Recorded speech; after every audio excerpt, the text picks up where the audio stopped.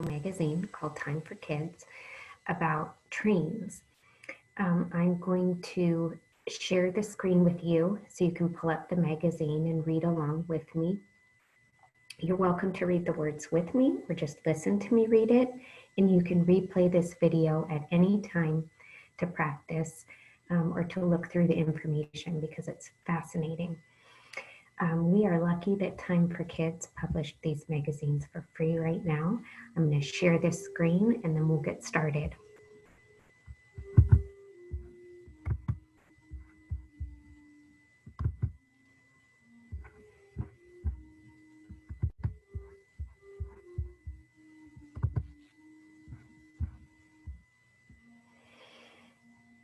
Okay, here we go. Here is the cover of this Time for Kids issue. And you can see this train right here.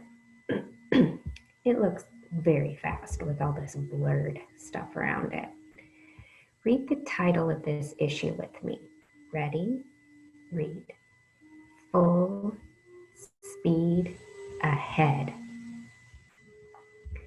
The subtitle says, ready? Read. New technology is making trains faster than ever. Now, when I first read this, I kind of wondered about the word technology. What do you think of when you hear the word technology?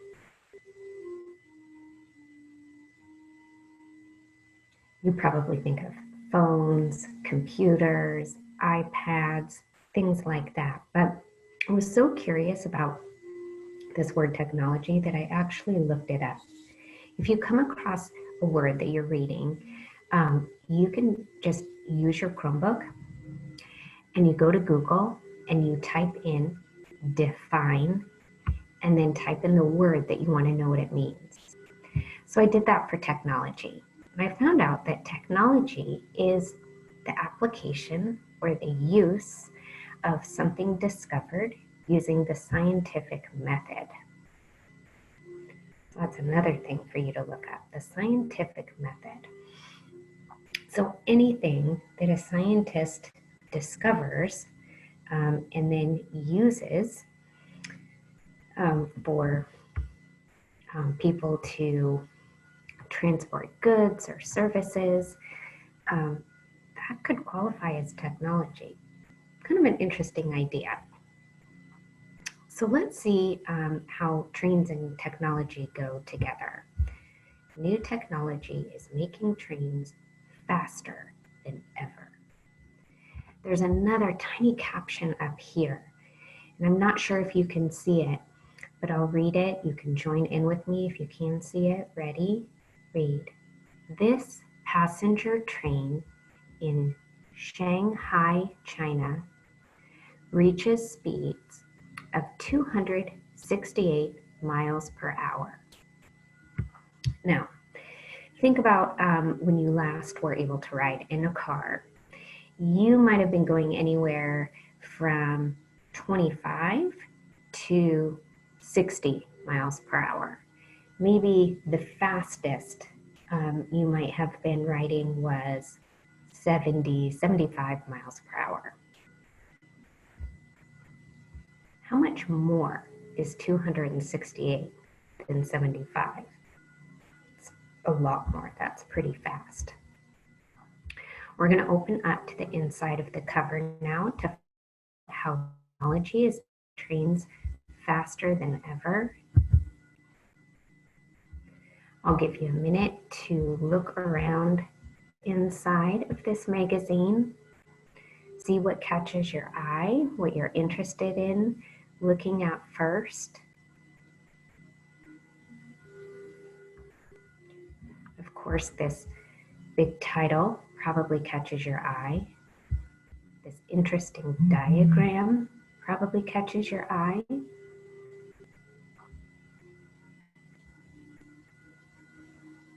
I see a cool graph, power words, and that word technology again. Using the scientific method to imply a discovery for people to use in their everyday life. I'm going to start reading some captions first. There's so much text on this page. I'm going to go for the little bite-sized pieces of words first.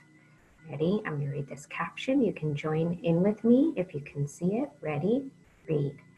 China has been using maglev trains to whisk people from the city of Shanghai to its airport.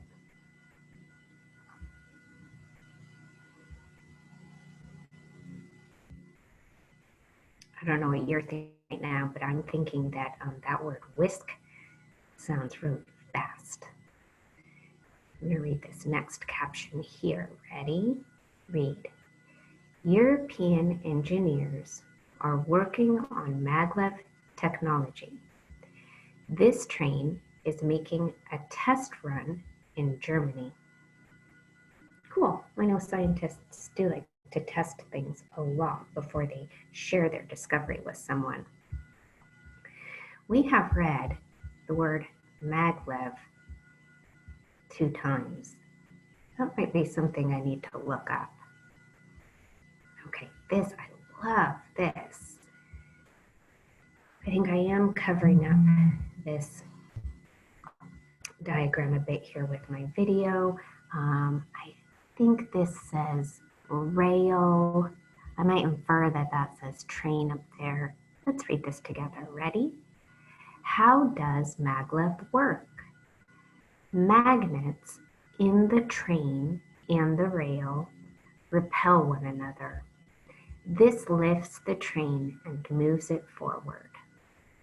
Okay, readers, since we're not together, you can't see this, but I just got distracted by something outside the window and I can't remember what I read. When that happens, when we read something and we don't know what it said, we go back and we reread. Ready? Read. How does maglev work? Magnets in the train and the rail repel one another. This lifts the train and moves it forward. Oh my goodness, that's so cool. So I'm picturing magnets. They're in the train and they're on the track. And they're those magnets, they don't attract each other. They're repelling, that means pushing away. Oh, that's so interesting. And that lifts the train and moves it forward. Wow. Okay, I have read 3 captions and now I'm so curious to read the whole text. Read the title with me. Ready? Read. Fast forward.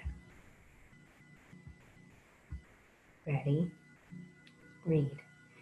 A train shoots from a tunnel and zips over a bridge.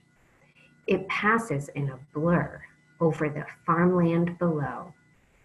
Blink and you could miss it. That's pretty fast if it can go by in one blink of an eye.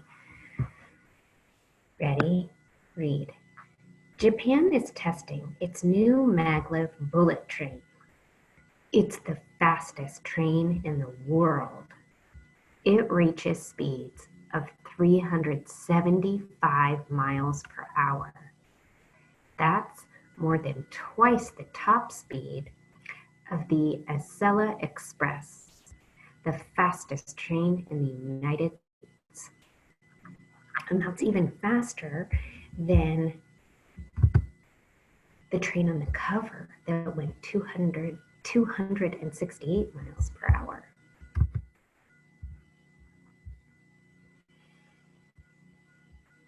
Right here now, ready? Read. Maglev is short for magnetic levitation. Do you see that? Mag is the first part of the word and lev is the second word. They put it together, maglev. That's pretty cool. Mag is short for magnetic levitation.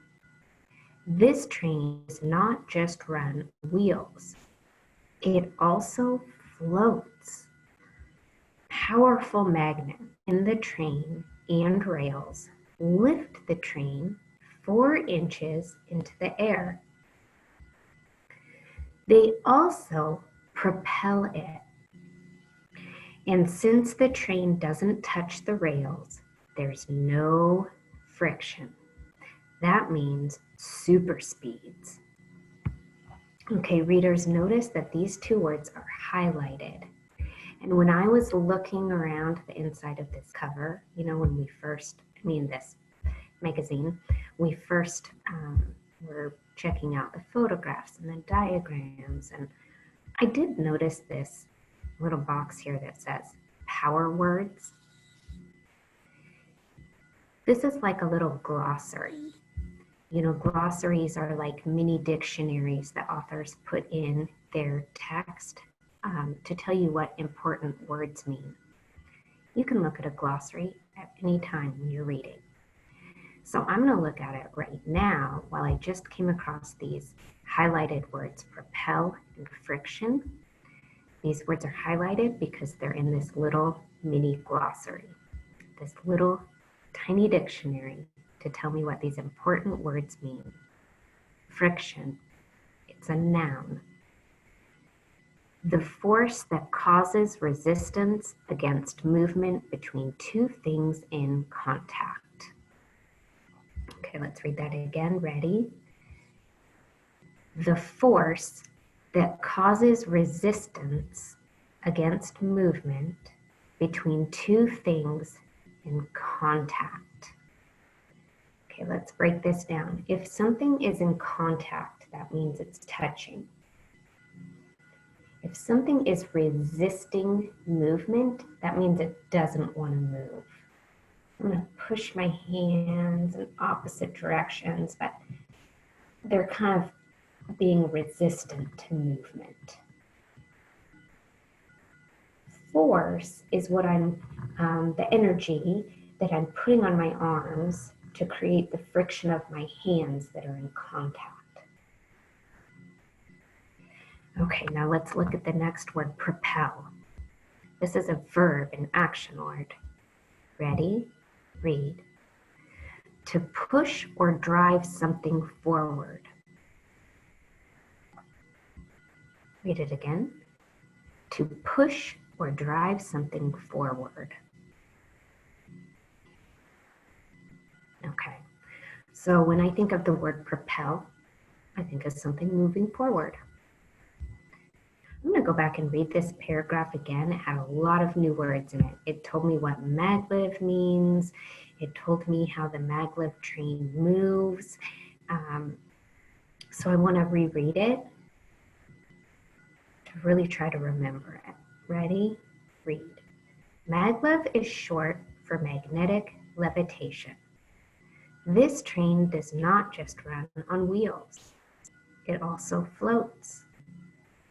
Powerful magnets in the train and rails lift the train 4 inches into the air.